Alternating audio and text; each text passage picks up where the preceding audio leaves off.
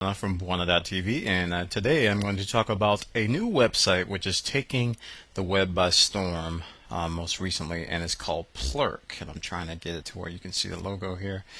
Plurk is a website which is very similar to Twitter, which is answering the question, what are you doing? But this is a status update site which allows you to update your status. And you notice right off the bat, I'm looking at the website in fluid.app right now on my Mac, and the entire timeline looks like a river of updates traveling along a river. And I'm scrolling with my mouse wheel. You can scroll with the arrow keys as well to move it left and right. So this particular website is different from what you've used to seeing with Jaiku and Pounce and other sites that are similar to Twitter but not exactly Twitter itself. Now, right now I'm looking at the interesting plurkers. So this is like the almost like the public timeline. Down here at the bottom we can see the top 10 plurkers, that is the term, plurkers, and recently joined noobs and random plurkers. Now you may notice that the top 10 plurkers are organized or sorted by karma. And this number next to each one of these plurkers denotes their karma rating, and your karma increases or decreases as you use various features of Plurk. And I think that's one of the advantages that will keep people into this particular system and deter them from actually leaving. So I'm going to head over to my profile.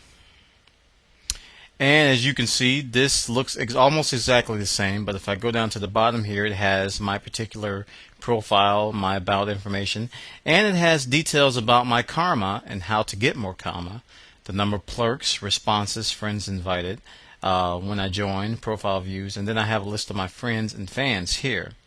Now you see here, there's a box to update Plurk. It says Bwana wishes currently, but as you can see, if I click this drop down, there are many different verbs that you can choose from. There's loves, likes, shares, gives, hates, wishes, blah blah blah blah, so on and so forth.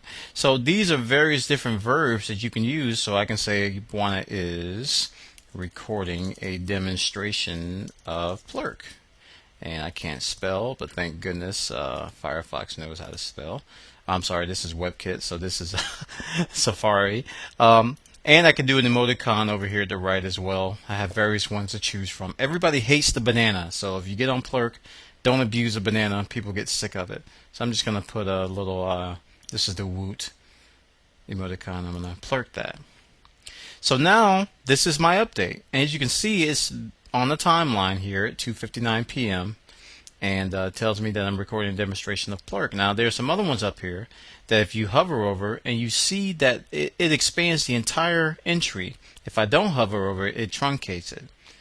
And as you can see on the right, there's a little number here which denotes 2, which is 2 updates since I last looked at this.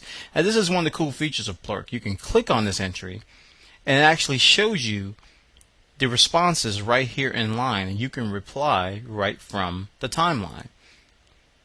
Here's one from Wayne Sutton. He says there's some Plurk bashing going on Twitter, and there's people talking about this, and I'm going to say hopefully they'll come around. And that updates that. And the cool thing, another cool thing is that if I had this window open and someone were to update it, it would actually show their update semi-real time. This is using Ajax, so it's going to show all of their updates. And these are just some of the little adventures and features that you have in Plurk. I can update to see what new Plurks have come since I last looked at. And this is one of the downfalls, I think. This new responses thing, and I have a tip for you here. As you leave and come back to Plurk, there is many updates or responses to various people you're following, and this keeps track of it. Now you don't have to answer all of these. Now I clicked on this and it automatically filtered all of the entries that have responses that I haven't read. I highly recommend you don't try to go through all these. The technique that I use is that I scan through each one of these headlines and see which ones that I'm interested in. And I just go, okay, the question of the day, let's see what that is. Wayne Sutton is asking me what we like to see first in Plurk, and people are saying desktop air clients. So that's cool. And if that's all I want to see, I go down here and do mark all as read, and that's pretty much it. So this is a quick overview of Plurk, and you can also share YouTube videos and pictures. There's much more to it. I have a blog post over on Bwana.org, and this video is going to accompany it.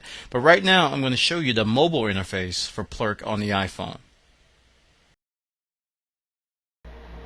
Hello, this is Bwana again. I'm back again talking about Plurk, and I'm going to show you the Plurk interface on the iPhone here.